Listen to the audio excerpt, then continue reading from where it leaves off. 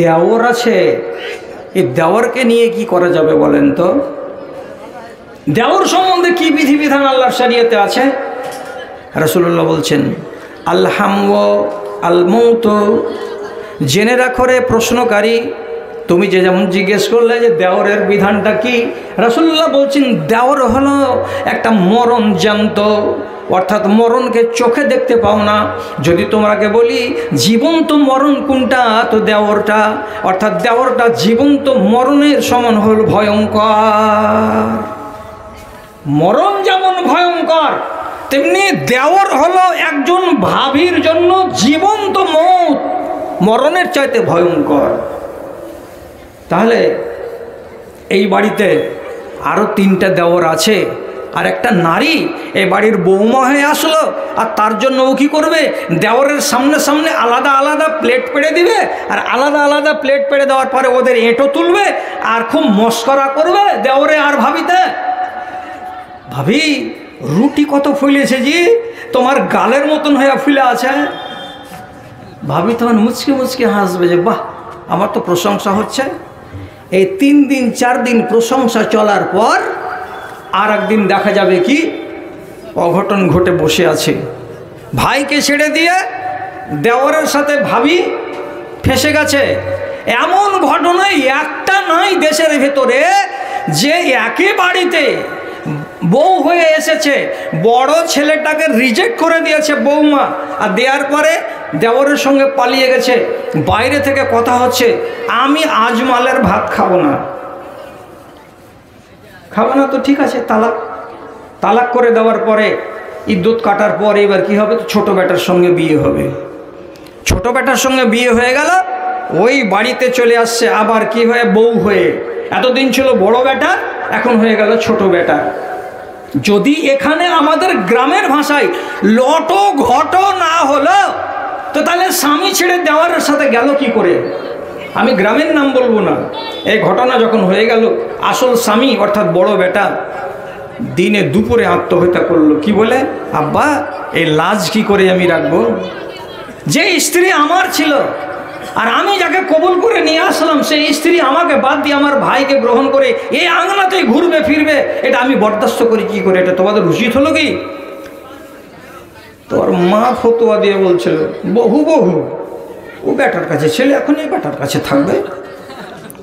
কিন্তু এখানে যে সুদূর প্রসারী একটা কুপ্রভাব, এ কথাটা মা বাবা বুঝতে পারলো না। আপনি কি বুঝতে পেরেছেন যে দেওরকে মরণ কেন বলা হয়েছে? বুঝতে যদি না পেরে থাকেন তো কথাটা বুঝুন। সেটা কি? যদি দেওরে এবং ভাবিতে আল্লাহ না করে অবৈধ সম্পর্ক হয়ে যায় আর ধরা পড়ে যায়, জানাজানি হয়ে যায়, তাহলে ফয়সালা কি? কথা বুঝুন ভালো করে। দেওরের বিবাহ হয়নি, অবিবাহিত ছেলে, এবং ভাবি হলো বিবাহিতা, এর বিবাহ হয়ে গেছে। অতএব যে ছেলেটার বিবাহ হয়নি সেই ছেলেটা যদি ব্যভিচার করে, তাহলে তাকে জনসমক্ষে 100টা কোড়া মারতে হবে। 100 কোড়া মারতে গেলে মানুষ মরবে কি? মরবে না। তাহলে ছেলেটা ব্যভিচার করার জরিমানা কি দিল? তো 100টা কোড়া খেলো, খাওয়ার পরেও কিন্তু বেঁচে গেল। আর যে নারী বিবাহিত, বিবাহ হওয়ার পরে ব্যভিচারে জড়িয়ে যাবে, তার সিদ্ধান্ত, তার ফয়সালা কি? তার ফয়সালা হলো কি?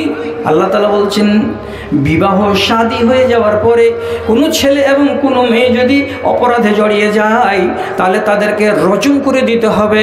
রজম মানে কি? 500টা মানুষের সামনে, 400টা মানুষের সামনে একটা খাল পুড়ে দিয়ে কোমর পর্যন্ত ওই নারীকে গেড়ে দিয়ে দূর থেকে পাথর চালিয়ে চালিয়ে চালিয়ে চালিয়ে আধা ঘন্টা 1 ঘন্টা ধরে পাথর নিক্ষেপ করে করে করে করে তার জীবনটাকে বিপন্ন করে দিতে হবে। তাহলে বিয়ে হওয়ার পরে ব্যভিচার হতে গেলে তার শাস্তি হলো রজম, মানে জীবন থেকে শেষ। আর অবিবাহিত হতে গেলে যদি ব্যভিচার করে তো তাহলে তার শাস্তি হলো 100টা কোড়া। তাহলে এবার বুঝুন, রাসূলুল্লাহ বলছেন দেওর হলো ভাবির জন্য মৌতের মতো ভয়ঙ্কর।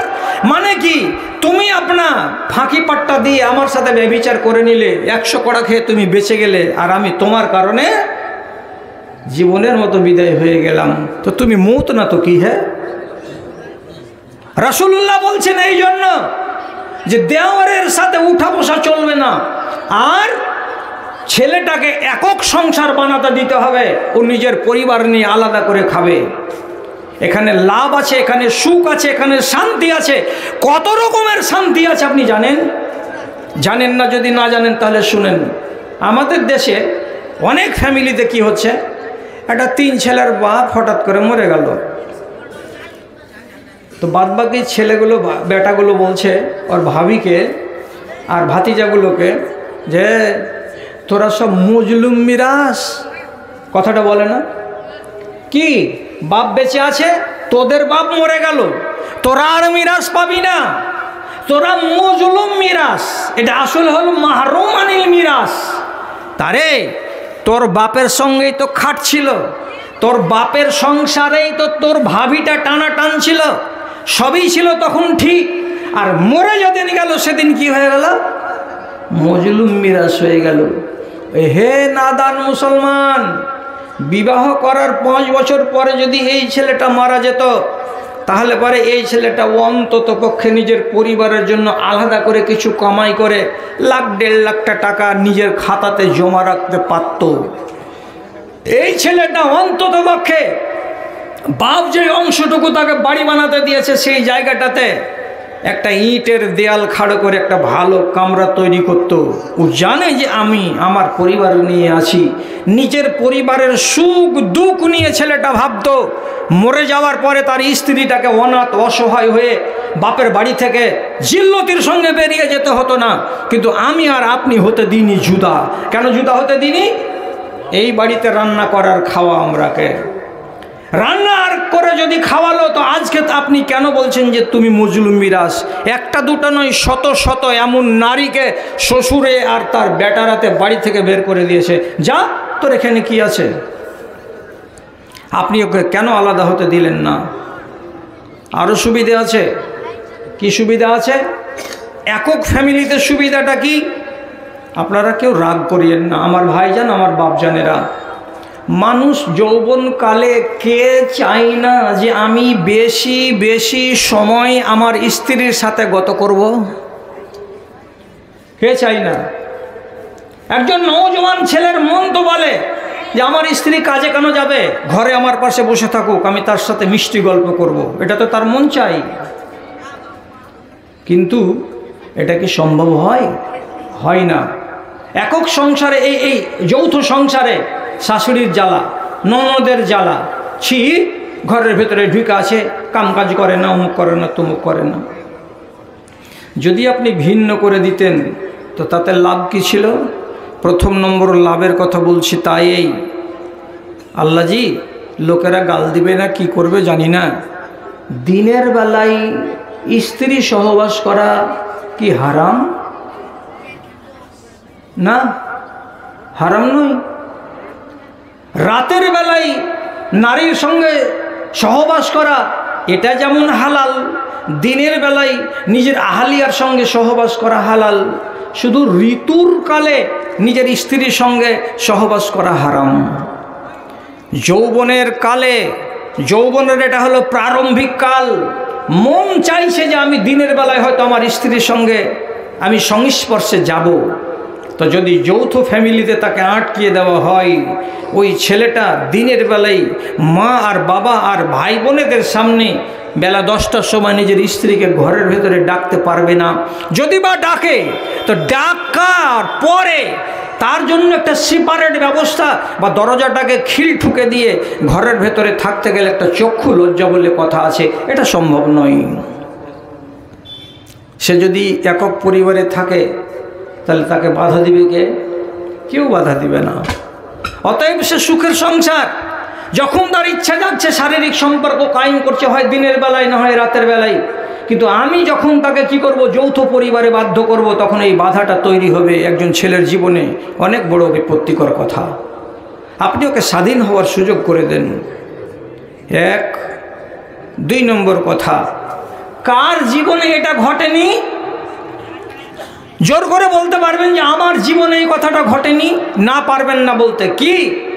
স্বামী স্ত্রী যদি মধুর মিলন হয় তাহলে সেই লোকটাকে বলা হয় জুনবি, অর্থাৎ সে হলো নাপাক। নাপাক মানুষটাকে যত তাড়াতাড়ি পবিত্রতা অর্জন করতে হবে, এটাই নিয়ম। নাপাক অবস্থাতে কোনো নারী নিজের বাচ্চাকে দুধ খাওয়াতে পাবে না এটা কথা নয়। দুধ খাওয়াতে পারে, সে নিজে খেতে পারে, আপনি নিজে খেতে পারেন, কিন্তু যতক্ষণ পর্যন্ত আপনি নাপাক আছেন ততক্ষণ পর্যন্ত মুখস্থ দুয়া ছাড়া আপনি কোরআন মাজিদ টাচ করতে পারবেন না। এবং দুয়াকে বাদ দিয়ে কোরআন মাজিদ রিডিং যেগুলো মুখস্থ জানেন আপনি সেগুলো পড়তে পাবেন না। আপনার মনে আছে সূরা জানেন আপনি, এখন আপনি জুনবি হয়ে আছেন, অপবিত্র, আপনি যদি শুরু করে দেন তাবারাকাল্লাযী বিয়াদিহিল মুলকু ওয়া হুয়া আলা কুল্লি শাইইন কাদির, পড়া যাবে না। তাহলে যত তাড়াতাড়ি পবিত্রতা অর্জন করবেন তত তাড়াতাড়ি ইবলিস শয়তান আপনার কাছে আসার সুযোগ পাবে না। এবং জেনে রাখবেন, মানুষ যত বেশি নাপাক থাকবে তত বেশি ইবলিস শয়তান তাকে চেপে ধরার সুযোগ পাবে। এই জন্য নাপাক জায়গাতে যাওয়ার আগে আপনাকে দোয়া পড়তে হয়, আল্লাহুম্মা ইন্নী আউযু বিকা মিনাল খুবুসি ওয়াল খাবাইস। সেটা নাপাক জায়গা। গোবরের মাদে আপনাকে পিশাব করতে, পায়খানা করতে নিষেধ করা হয়েছে। কেন? এটা পাক জায়গা নয়। এই নাপাক জায়গাতে যখনই আপনি এই কাজে যাবেন তখন ইবলিস শয়তান সুযোগ পাবে আপনাকে আক্রমণ করার। তাহলে আপনি নিজে যেখানে নাপাক হয়ে আছেন তাহলে আপনাকে তো আক্রমণ করার সুযোগ এখন হাতে। এই জন্য যত তাড়াতাড়ি পারবেন আপনি নিজেকে পাক করে নেবেন, পরিষ্কার করে নেবেন। এবার ঘটনাক্রমে কি হলো, দুজন স্বামী স্ত্রী শুয়েছিলেন, মেলামেশার পরে ইরাদা করে শুয়েছিলেন যে রাত 1টা-2টার সময় উঠব এবং ফরজ গোসলটাকে আদায় করে নেব।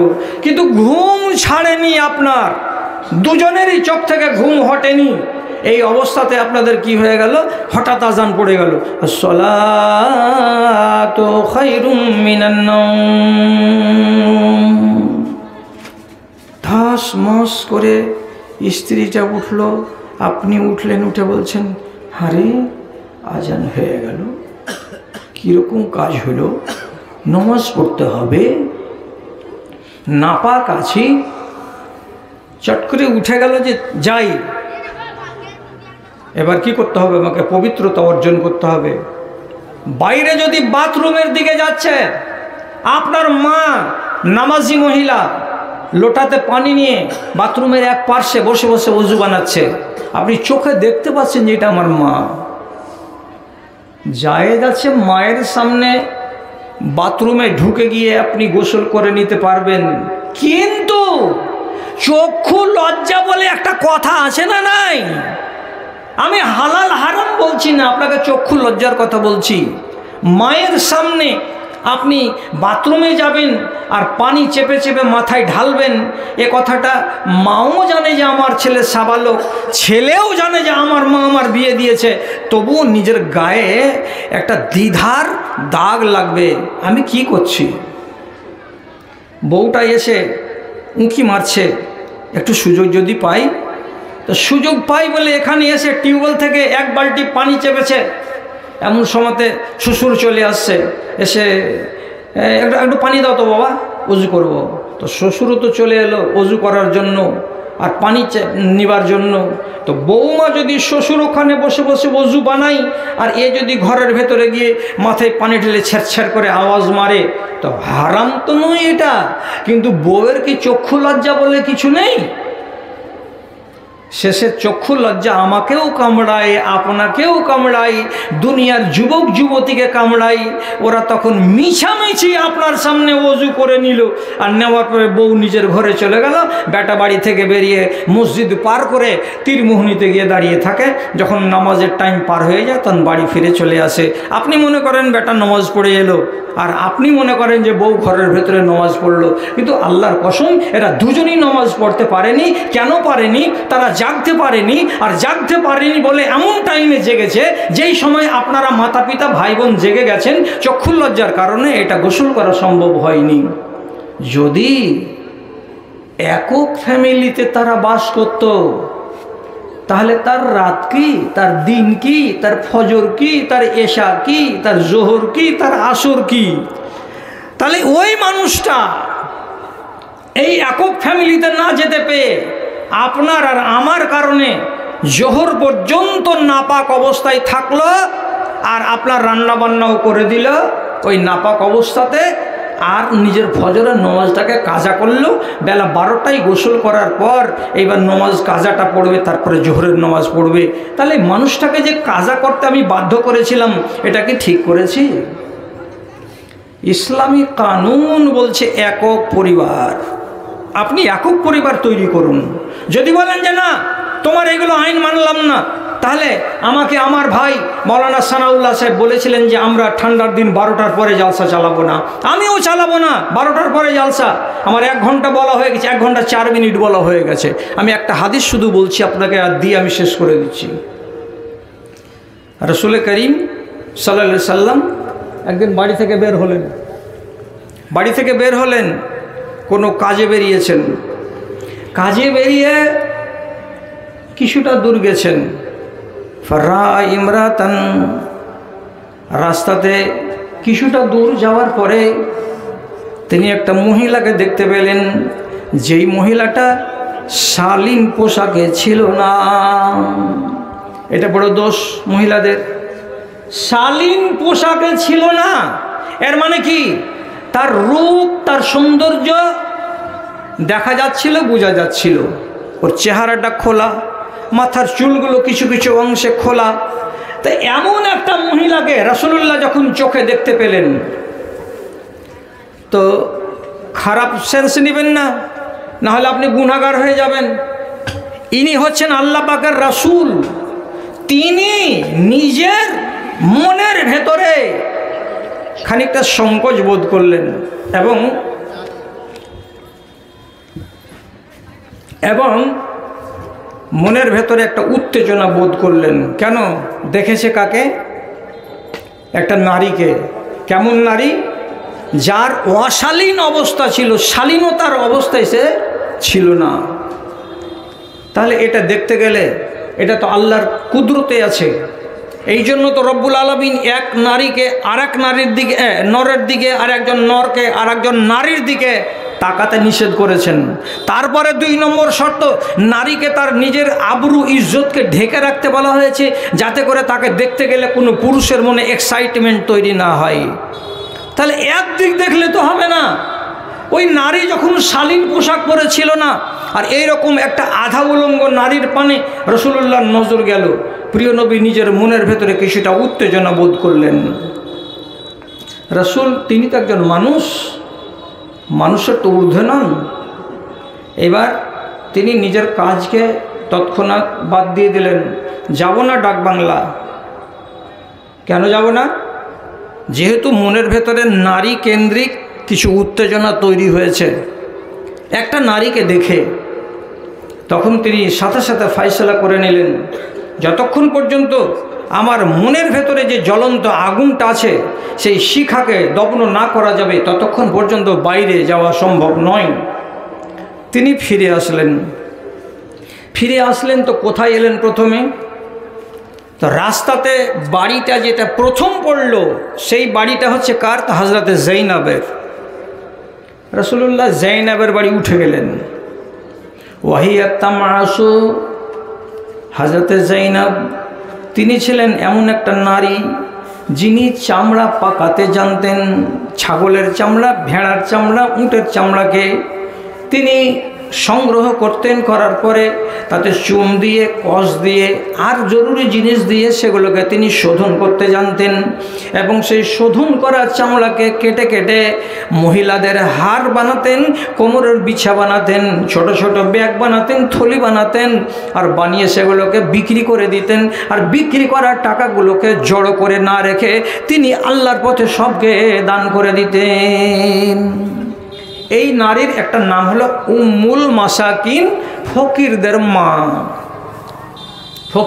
মা।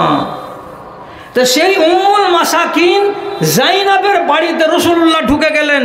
আর ঢুকে যাওয়ার পরে কথা বলুন একটু, ছেলেপিলে আছে বাড়িতে? জানেন না? হযরতে খাদিজাকে বাদ দিয়ে আর একটা জুয়াইরিয়া বলে রাসূলুল্লাহর বান্দি ছিল, একে বাদ দিয়ে বাকি 9টা বিবির ঔরসে একটাও ছেলেপিলে ছিল না। বাড়িতে আলাদা, বাড়িতে একটাই মাত্র প্রাণী, সেটাকে হযরতে যায়েনব। যায়েনবের কাছে যে রাসূল বলছেন, কি করছ? যে চামড়া পরিষ্কার করছে। রাসূলুল্লাহ মিঠা শব্দে বলছেন, চামড়াটাকে ওই হালাতে রেখে দাও, যেই হালাতে আছে সেই হালাতে রেখে দাও, চামড়াটাকে নিয়ে আর বেশি সময় গত করা চলবে না। রাসূলুল্লাহ স্বামী তিনি যখন ডাকছেন আমার কথা শোনো, তখন ওই অবস্থায় চামড়াটাকে রেখে দিয়ে হাত দুটোকে ধুয়ে পরিষ্কার করে হযরতে যায়েনব ঘরের দিকে চলে আসলেন। রাসূল করিম নিজে বলছেন না, আম্মা যায়েনব বলছেন ফাকাযা হাজাতাহু, রাসূল করিম তার নিজের প্রয়োজনটাকে মিটিয়ে নিলেন। তার মানে কি, শারীরিক সম্পর্ক কায়েম করলেন। আর শারীরিক সম্পর্ক কায়েম করতে গেলে মানুষের মনের উত্তেজনাটা কমে যায়, প্রশমিত হয়ে যায়। যখন রাসূল করিমের এই উত্তেজনাটা প্রশমিত হলো, তখন তিনি ঘর থেকে বের হলেন। আর বের করা হওয়ার পরে তিনি তখন বলছেন, ইন্নাল মারাতা তাখরুজু বিসূরাতি শাইতান। ওরে আমার সাথীরা, সাহাবীরা, মনে রেখো, নারীদের ভেতরে এমন কিছু নারী আছে যারা বাড়ি থেকে বেরোয় তখন তারা শয়তানের আকৃতি নিয়ে বেরোয়। আর ওই শয়তানের আকৃতি নিয়ে বের হওয়া নারীদের সঙ্গে যদি তোমাদের মুখোমুখি হয়ে যায় আর তোমাদের মনের ভেতরে যদি উত্তেজনা সৃষ্টি হয়ে যায়, তাহলে আমি নবী তোমাদেরকে বলছি, তোমরা কাজকে স্থগিত রেখে দিয়ে বাড়ি চলে এসো। আর বাড়ি এসে তোমার আহলিয়ার সঙ্গে মেলামেশা করো। ফাইনাল্লাজি মাহা মিসলাল্লাজি মাহা। অতএব এই নারীকে দেখে তোমার মনের ভেতরে যে উত্তেজনা তৈরি হয়েছিল, এর শরীরে রব্বুল আলামিন যা যা রেখেছেন, তোমার বাড়িতে যেটা নারী আছে তার শরীরে তাই তাই রেখেছেন আল্লাহ। অতএব তুমি দেরি করো না, নিজের বাড়ির দিকে ফিরে চলে যাও। তাহলে রাসূলুল্লাহর ব্যাপারে এত সহি হাদিস যদি মওজুদ থাকে, তাহলে আপনাকে আর কি করে আমি শিখাতে পারি? ভাই আর আমার দাদারা, আপনি একটা ছোট্ট লোভে পড়ে থাকবেন না যে ছেলেকে হাতছাড়া করব না আর বৌমাকে হাতছাড়া করব না। একাধিক লাভের প্রেক্ষিতে আপনাকে বলছি, ছেলের বিয়ে হতে গেলে সংসার আলাদা করুন। আর যদি বলেন না করব না, না করব না, তা আপনি মরার পরে 3 বছর পরে আল্লাহকে বলে একবার জীবিত হয়ে এসে দেখিয়েন তো, বাড়ি একটা আছে না সেটা আছে? বাপ মরার পরে কি কোনো ছেলেরা একসঙ্গে থাকে? আমাদের দেশে থাকে না। কতটি নেবেন?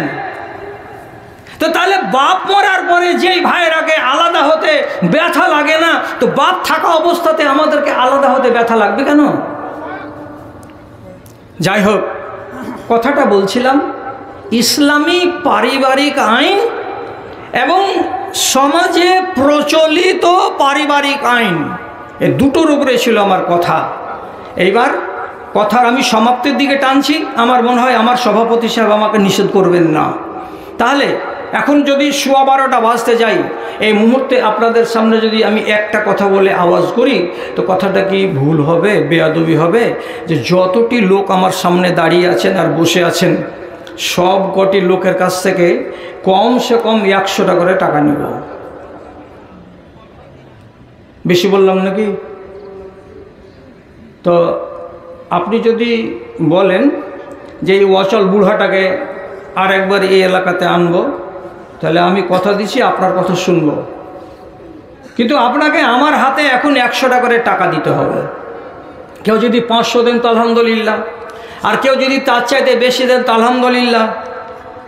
শিক্ষক বা মাস্টারদের রবিবারের বেতনের পয়সাটা হালাল না হারাম? এত আনকা প্রশ্ন কেন করছিস হে ভাই?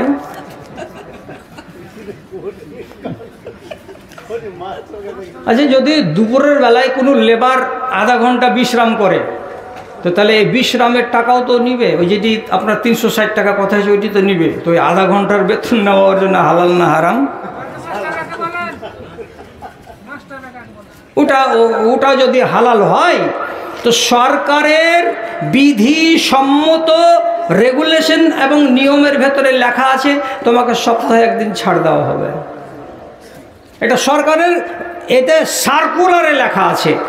আপনি যেদিন অ্যাপয়েন্টমেন্ট হাতে পেয়েছেন তখন ওই রুল রেগুলেশন মেনে আপনি সম্মতি জ্ঞাপন করেছেন, করে চাকরিতে জয়েন করেছেন। তাতে লেখা আছে আপনি চাকরি করা আমলে কোনো অন্য ব্যবসা বাণিজ্যে জড়িত হতে পাবেন না। এ তো সরকারের নিয়মে লেখা আছে।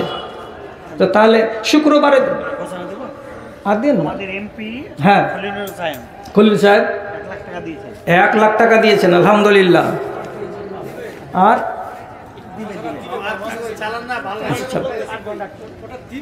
হ্যাঁ দিবেন, আরে এমপিদের টাকার আইল কি আর নাই? হ্যাঁ দিবেন তো, উনি দিবেন। আমাদের দেশের এমপিরা তো 3 লাখের নিচে দেয় না, সব জায়গাতে 3 লাখ।